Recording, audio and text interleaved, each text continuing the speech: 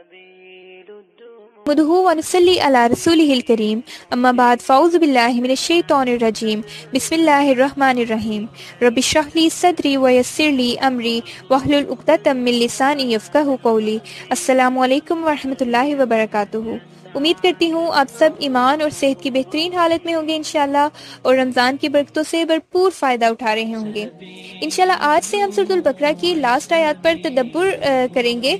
سورۃ البقرہ کی لاسٹ آیات کی فضیلت بتانے سے پہلے میں آپ سے تھوڑا سا سورۃ البقرہ کے بیک گراؤنڈ کے بارے میں بات کروں گی۔ جیسے کہ ہم سب جانتے ہیں کہ یہ قرآن مجید کی سب سے بڑی سورت ہے اور یہ مدینہ ہجرت کرنے کے بعد نازل ہوئی۔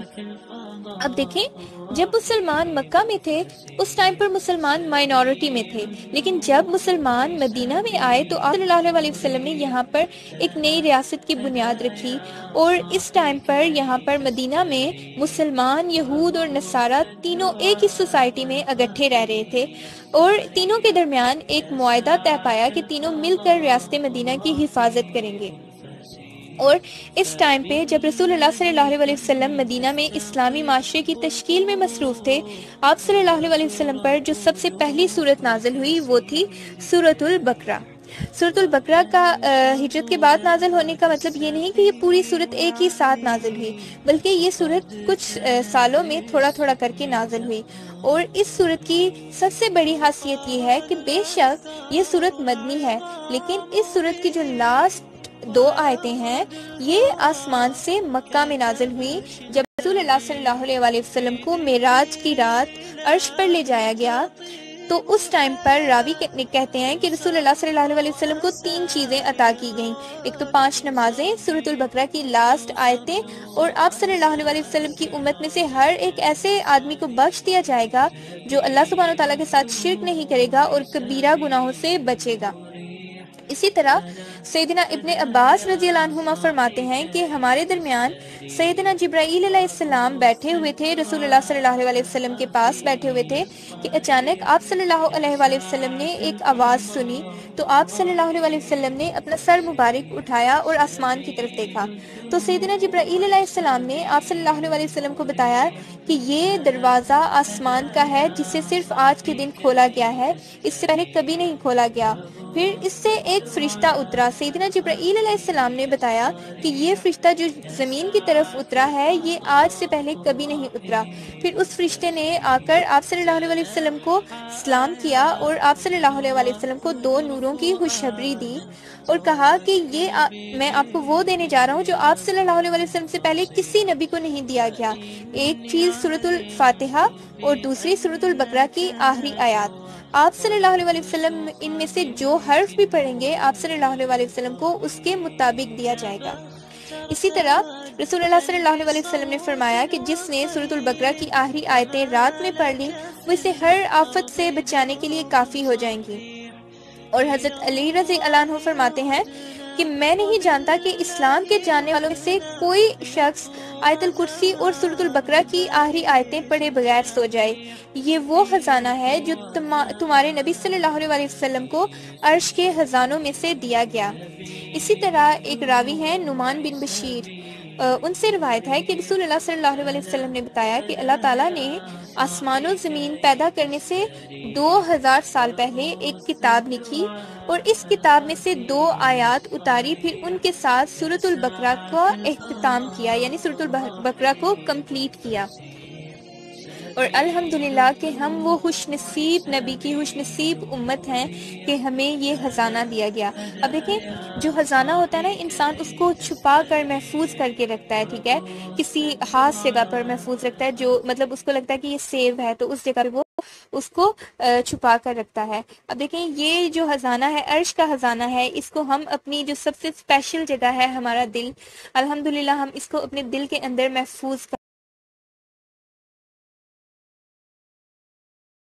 اعوذ باللہ من الشیطان الرجیم بسم اللہ الرحمن الرحیم آمن الرسول بما انزل الیہ من ربہ والمؤمنون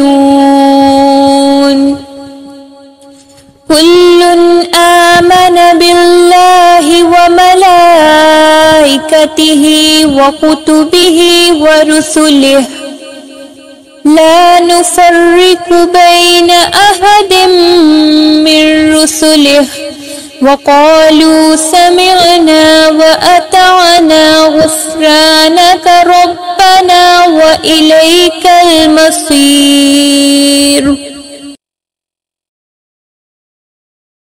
آمنا ایمان لایا الرسول رسول بما اس پر جو انزلہ نازل کیا گیا الیہ طرف اس کے من ربہ اس کے رب کی طرف سے والمؤمنون اور سارے مومن بھی کلن ہر ایک آمنا ایمان لایا باللہ اللہ پر وملائکتہ اور اس کے فرشتوں پر وکتبہ اور اس کی کتابوں پر ورسلہ اور اس کے رسولوں پر لا نفرق بین احد من رسلہ نہیں ہم فرق کرتے بین درمیان احدن کسی ایک من رسولی اس کے رسولوں میں سے وقالو اور انہوں نے کہا سمعنا ہم نے سنا واطعنا اور اطاعت کی ہم نے غفرانہ کا تیری مغفرت چاہتے ہیں ربنا ہے ہمارے رب و الیکا اور تیری ہی طرف المصیر پلٹنا ہے۔ سورۃ البقرہ کا سٹارٹ اور اینڈ دونوں ہی بہت زیادہ انٹرسٹنگ ہے، ٹھیک ہے، اور یہ دونوں ایک دوسرے سے کنیکٹڈ ہیں۔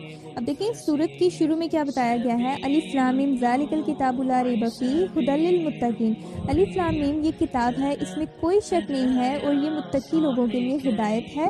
اور نیکسٹ پھر آگے متقیوں کی ڈیفینیشن بتائی گئی ہے کہ وہ لوگ جو غیب پر ایمان لاتے ہیں، نماز قائم کرتے ہیں اور جو رزق انہیں دیا اس میں سے خرچ کرتے ہیں، اور جو ایمان لاتے ہیں جو نازل کیا گیا طرف آپ کے رب کی طرف سے اور آخرت پر ایمان رکھتے ہیں۔ اور اب یہاں سورت کے لاسٹ میں اللہ سبحانہ تعالیٰ نے کیا فرمایا، آمن الرسول بما انزل الیہ من ربہ والمؤمنون، یعنی کہ ایمان لایا رسول اس پر جو نازل کیا گیا طرف اس کے رب کی طرف سے اور مومنین بھی۔ سب سے پہلے سٹارٹ میں رسول اللہ صلی اللہ علیہ وسلم کے ایمان کا ذکر کیا گیا ہے، کیونکہ آپ صلی اللہ علیہ وسلم نے براہ راست وحی کا علم حاصل کیا، تو آپ صلی اللہ علیہ وسلم کا ایمان جو ہے وہ سب سے افضل تھا، تمام مومنین سے افضل تھا۔ اور کس چیز پر ایمان لائے، بما انزل الیہ من ربہ، جو نازل کیا گیا اس کی طرف اس کے رب کی طرف سے۔ کیا نازل کیا گیا؟ قرآن۔ اب دیکھیں ہمارے پاس تو یہ بک فارم میں ہے نا، تو ہمیں پتہ ہے کیا نازل کیا گیا، قرآن نازل کیا گیا، لیکن جو اس ٹائم پیریڈ کے لوگ تھے نا، جن لوگوں پہ یہ آیات نازل ہو رہی تھی، مطلب ان لوگوں کے لیے نازل ہو رہی تھی، تو ان لوگوں کے پاس یہ بک فارم میں موجود نہیں تھا، وہ جسٹ ان تک اتنی آیات پہنچتی تھی جتنی رسول اللہ صلی اللہ علیہ وسلم یا صحابہ کرام ان کو پڑھ کے بتاتے تھے۔ تو ان لوگوں کے لیے تو یہ اور ہی زیادہ انٹرسٹنگ ہوگا نا کہ کیا نازل ہو رہا ہے، ٹھیک ہے۔ اور اب دیکھیں جو سٹارٹ والی آیات ہے نا، جو سورت کے سٹارٹ والی آیات ہیں، ان میں پہلے ایمان بالغیب کا ذکر ہوا ہے، ٹھیک ہے، الذین یؤمنون بالغیب، پہلے ایمان بالغیب کا ذکر ہوا ہے، اور اس کے بعد جو ہے نیکسٹ آیت میں آیا ہے بما انزل الیہ، مگر یہاں پر پہلے نزول قرآن کا، یعنی کہ پہلے بما انزل الیہ من ربہ والمؤمنون کا ذکر ہوا ہے، اور اس کے بعد ذکر ہوا ہے ایمان بالغیب، یعنی اللہ پر، فرشتوں پر ایمان کا ذکر ہوا ہے۔ سٹارٹ میں جو چیز فرسٹ نمبر پہ ہے، اینڈ پر وہ چیز سیکنڈ نمبر پہ ہے، اور اینڈ پر جو چیز فرسٹ نمبر پہ ہے سٹارٹ میں وہ چیز سیکنڈ نمبر پہ ہے۔ امیزنگ۔ آگے کیا ہے، کلو آمنا باللہ وملائکتہ وکتبہ ورسلہ، کلن ہر ایک ایمان لایا اللہ پر، اس کے فرشتوں پر اور اس کے رسولوں پر۔ اور سٹارٹ میں دیکھیں صرف بتایا گیا ہے کہ الذین یؤمنون بالغیب، کے جو ہیں متقی لوگ وہ کیا کہتے ہیں، غیب پر ایمان لاتے ہیں، لیکن یہاں پر اللہ سبحانہ تعالیٰ نے بات کو ایکسپلین کر دیا، کھول کر بتا دیا کہ کون لوگ ہوتے ہیں جو غیب پر ایمان لاتے ہیں، اور غیب کیا ہے۔ اللہ پر ایمان، اللہ سبحانہ تعالیٰ کی ذات اور صفات پر یقین، فرشتوں پر ایمان کے اس بات پر یقین رکھنا کہ یہ اللہ سبحانہ تعالیٰ کی مخلوق ہیں اور ہر وقت یہ اللہ سبحانہ تعالیٰ کے حکم کو بجا لانے کے مصروف رہتے ہیں۔ کتابوں اور رسولوں پر ایمان، یہ کہ یہ اللہ سبحانہ تعالیٰ کی طرف سے نازل کیے گئے ہیں اور ان کا مقصد ہماری ہدایت اور رہنمائی ہے، ٹھیک ہے۔ آگے کیا ہے، لا نفرق بین احد من رسلہ، نہیں ہم فرق کرتے اس کے رسولوں میں سے کسی ایک کے درمیان بھی۔ یعنی یہ نہیں کہ کسی ایک کو مانتے ہیں اور کسی کو نہیں مانتے. لائک یہود اور نصارہ جو تھے وہ کیا کرتے تھے, وہ کچھ انبیاء کو مانتے تھے اور کچھ رسولوں کو نہیں مانتے تھے, لیکن لا نفرق بین احد من رسلہ, نہیں ہم فرق کرتے. کل دیکھیں یہاں پہ ورڈ یوز ہوا ہے نفرقو, ہم فرق کرتے. اور یہ الفاظ کس کے ہیں؟ اللہ سبحانہ وتعالیٰ کے الفاظ ہیں, لیکن ان الفاظ میں اللہ سبحانہ وتعالیٰ ہماری طرف سے ڈائریکٹلی بول رہے ہیں. کتنے آنر کی بات ہے نا یہ ہم مسلمانوں کے لیے, الحمدللہ. اب یہ دیکھیں یہ آیات جو ہیں یہ تیسرے پارے میں ہیں, اور تیسرے پارے کا آغاز کہاں سے ہوا ہے؟ کیا ہے تیسرے پارے کا آغاز؟ تلک الرسل, کہ یہ سب رسول ہیں, ان کے بعض کو ہم نے بعض پر فضیلت دی ہے, ان میں سے کچھ سے اللہ نے کلام کیا ہے اور بعض کو اس نے درجات میں بلند کیا ہے. یعنی اللہ سبحانہ تعالیٰ اپنا بتا رہے ہیں کہ ہاں ہم نے ان میں سے کچھ کو کچھ پہ فضیلت دی ہے اور ہم نے ان کے درجات میں فرق رکھا ہے, لیکن ہم لوگوں نے, ہم مؤمنین نے کیا کہنا ہے؟ لا نفرق بین احد من رسلہ, ہم نے اس بات کو تھامنا ہے کہ ہم نے کسی میں فرق نہیں کرنا. اور یہ الفاظ جو ہیں یہ اللہ سبحانہ تعالیٰ ہماری طرف سے بول رہے ہیں, سبحان اللہ. اور آگے کیا ہے؟ وَقَالُوا سَمِعْنَا وَأَطَعْنَا, اور انہوں نے کہا کہ ہم نے سنا اور ہم نے اطاعت کی. سبحان اللہ. دیکھیں اگین اللہ تعالیٰ ہمارا جواب دے رہے ہیں کہ ہم مطلب کیا کہیں گے. ہم کہیں گے اللہ سبحانہ تعالیٰ کی بات سن کے ہم نے کیا کہنا ہے؟ سمینا و اطاعنا, کہ ہم نے سنا اور ہم نے اس چیز کی اطاعت کی. سورۃ البقرہ میں ہی یہودیوں کا ذکر آتا ہے, اور وہ کیا کہتے ہوتے تھے؟ سمینا و عصینا, کہ ہم نے سنا اور نافرمانی کی. مگر مومنین کیا کہتے ہیں؟ کہ ہم نے سنا اور ہم نے اطاعت کی. سبحان اللہ. آگے کیا ہے آیت میں؟ غفرانک, ہم تیری مغفرت چاہتے ہیں.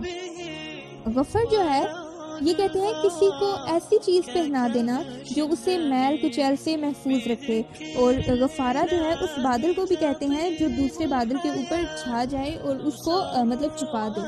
ٹھیک ہے, یعنی ہم اللہ سبحانہ تعالیٰ سے ایسی مغفرت چاہتے ہیں کہ جو ہمیں اللہ سبحانہ تعالیٰ کی ہر نافرمانی سے بچائے. غفرانک, ہم تیری مغفرت چاہتے ہیں. آگے آیت میں ہے ربنا والیک المصیر, اور بے شک ہم نے تیری ہی طرف لوٹنا ہے. یعنی جتنے بھی گناہ ہو جائیں, جتنا بھی ہم اس دنیا میں کھو کر غافل ہو جائیں آپ سے, آخر میں ہم نے آپ ہی کی طرف رجوع کرنا ہے, آپ ہی کی طرف لوٹنا ہے انشاءاللہ. سبحان اللہ. الحمدللہ ہماری جو ہے پہلی سورۃ البقرہ کی جو ہے سیکنڈ لاسٹ آیت جو ہے اس کا مفہوم جو ہے کمپلیٹ ہوا. اللہ سبحانہ تعالیٰ سے دعا ہے کہ وہ ہمیں رسول اللہ صلی اللہ علیہ وسلم کی سنت پر چلنے کی توفیق عطا فرمائے, اور ہمیں اس قرآن کے ساتھ ہمیشہ ہمیشہ کے لیے جوڑ دیں, اور ان آیات کا ہمیں صحیح فہم نصیب عطا فرمائے. اللہ سبحانہ تعالیٰ سے دعا ہے کہ وہ ہمیں دوسروں کے لیے آسانیاں پیدا کرنے والا بنائے. آمین. سبحانک اللہ.